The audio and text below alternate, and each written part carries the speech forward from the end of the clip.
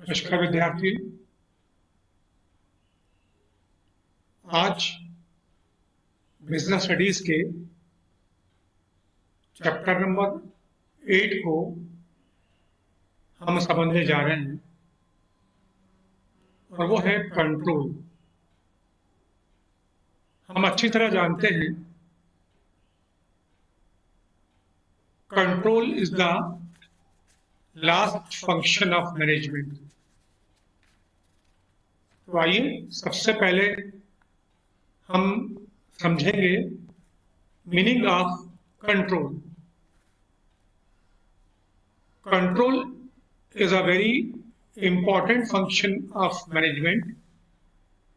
It ensures whether everything is being done according to plans or not. If not, the suitable corrective actions are taken to avoid adverse situation. तो बच्चों, adverse situation को avoid करने के लिए उसको control किया जाता है।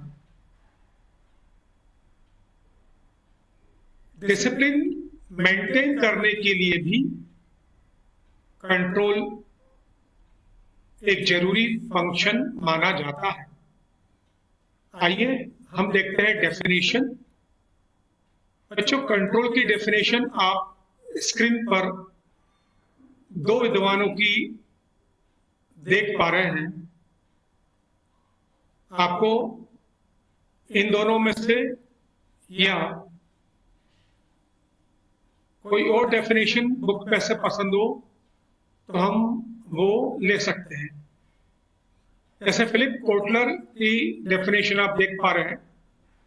Control is the process of taking steps to bring actual results and desired results closer together. आइए हम आगे समझते हैं importance of controlling.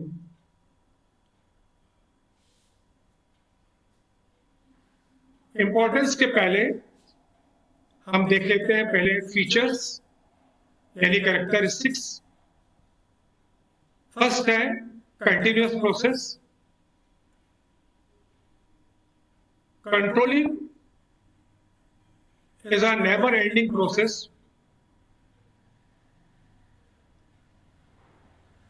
It is used in all the activities of the organisation.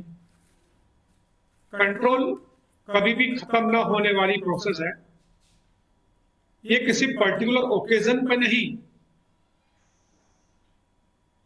ये तो लगातार चलने वाली प्रोसेस है। जब तक ऑर्गेनाइजेशन है तब तक कंट्रोल भी चलेगा। Universal process. ऑर्गेनाइजेशन चाहे प्राइवेट हो चाहे गवर्नमेंट का, छोटा हो या बड़ा, ट्रेडिंग हो या सर्विस से रिलेटेड, सभी एरियाज में कंट्रोलिंग को अडॉप्ट किया जाता है। ये एक यूनिवर्सल प्रोसेस है। Forward looking, controlling department prepare future control plan to maintain control over all the activities। और प्लान की हेल्प से हम कंट्रोल को मेंटेन करते हैं।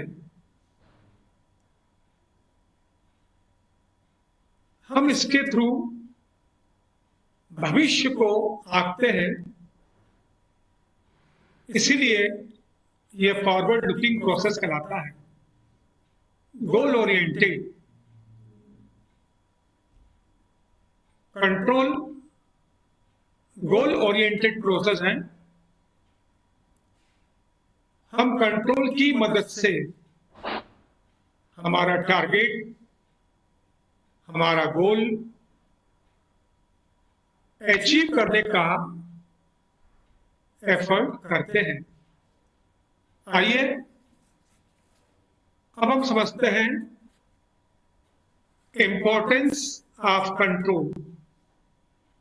Control is the most important function of management. Its importance can be understood for any organization due to the following reasons. Basis of planning. Students, control is the basis of planning. It is prepared for all the sections, all the departments, and on the basis of control, plan can be implemented successfully. तो planning को successful हम implement करें, plan पूरा control पर based होता है। Proper use of resources. हर organisation का यह मेन पर्पस होता है मैक्सिमम प्रॉफिट अर्निंग, और इसके लिए जरूरी है best utilization of resources. Management committee controlling की मदद से रिसोर्सेस का प्रॉपर यूटिलाइजेशन हो, इसका अरेंजमेंट किया जाता है। अगर कहीं मिसयूज होता दिखता है तो उस पर तुरंत एक्शन लिया जाता है। Regular valuation of actual performance. Controlling process में स्टैंडर्ड मॉडल प्रिपेयर किए जाते हैं और बाद में एक्चुअल परफॉर्मेंस को स्टैंडर्ड मॉडल से कंपेयर किया जाता है कि जो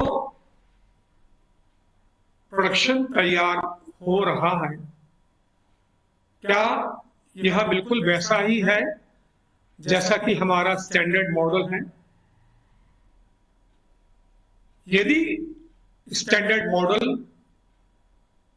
और एक्चुअल प्रोडक्ट में डिफरेंस आता है तो वो कहलाता है डेविएशन,